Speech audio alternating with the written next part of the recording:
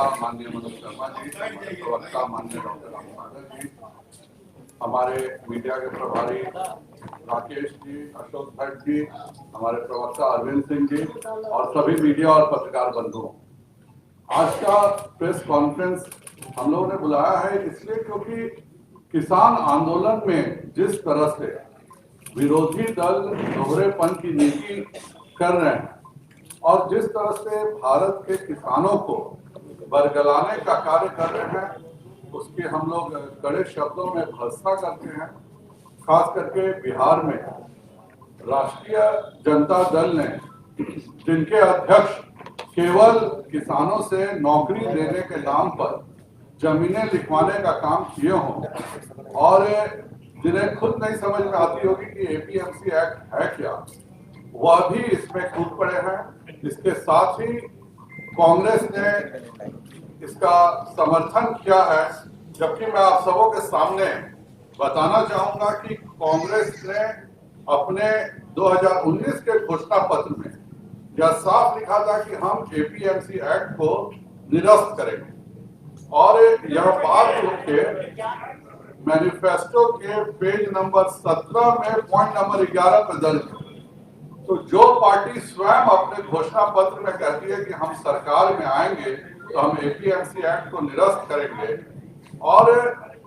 Essential commodity act को भी उन्होंने खत्म करने का वादा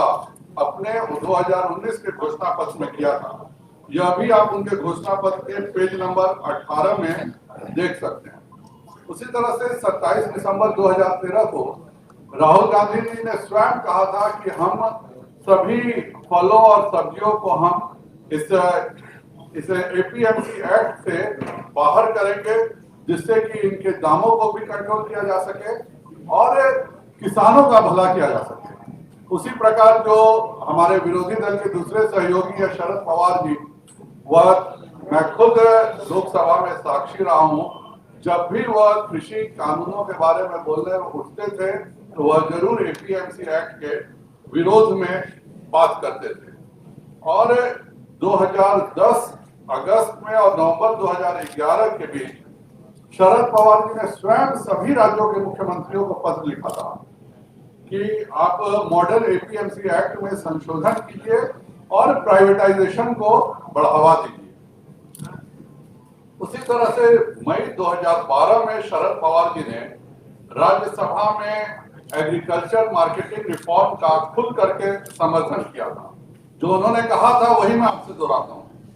कि कुछ सिफारिशें हम एपीएमसी की पहले स्वीकार कर चुके हैं, जैसे एग्री प्रोक्योरमेंट के उदारीकरण का प्रस्ताव, और हमने सभी राज्यों के सहकारिता मंत्रियों से एपीएमसी एक्ट में संशोधन करने का अनुरोध किया है। उसी प्रकार चाहे डीएमके हो चाहे आम आदमी पार्टी हो, बल्कि आम आदमी पार्टी तो इससे भी आगे बढ़ करके जो हमारे केंद्र सरकार के कानून है उसको 23 नवंबर को लागू भी कर दिया। तो एक तरफ आप खुद दिल्ली में इस सभी कानूनों को लागू करते हैं और उसके बाद किसानों के साथ विरोध करने का नाटक भी करते हैं। इसीलिए मैं अपने बिहार के सभी किसानों को सावधान करना चाहूंगा कि ये सब किसान विरोधी पार्टियां हैं, न इन्हें कुछ समझ है न कुछ वो जानते हैं। एक तो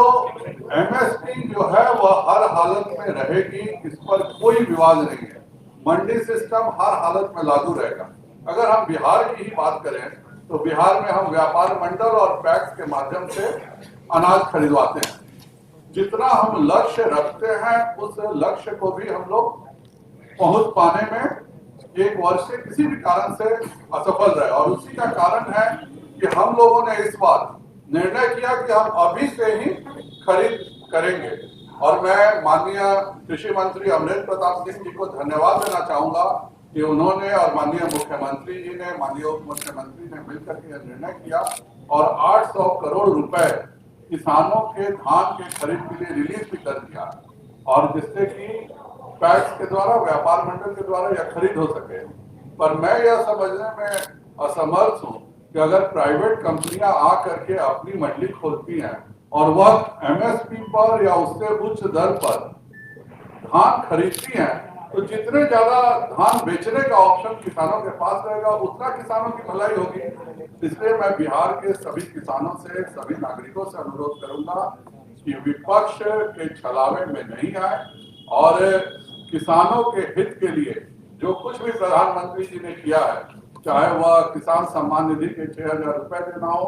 चाहे इसमें एक व्यवस्था देना हो कि अगर किसानों के लिए कोई चाहे तो कह देगा कि हम 300 एकड़ की जमीन पे आप जो भी उपजाए हम इतने दाम पर अवश्य खरीदेंगे, यह तो किसानों के लिए खुशी की बात है। खुद पंजाब में अमरिंदर सिंह जी ने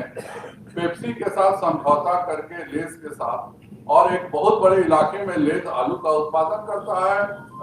मतलब किसानों से करवाता है और वह खरीदता है। तो अगर बिहार में भी यह व्यवस्था शुरू हो जाती है कि कोई कंपनी आती है 500 एकड़ 1,000 एकड़ पे कहती है कि आप इसमें उत्पादन करिए और इसका सारा सामान हम इस दाम पर खरीदेंगे वह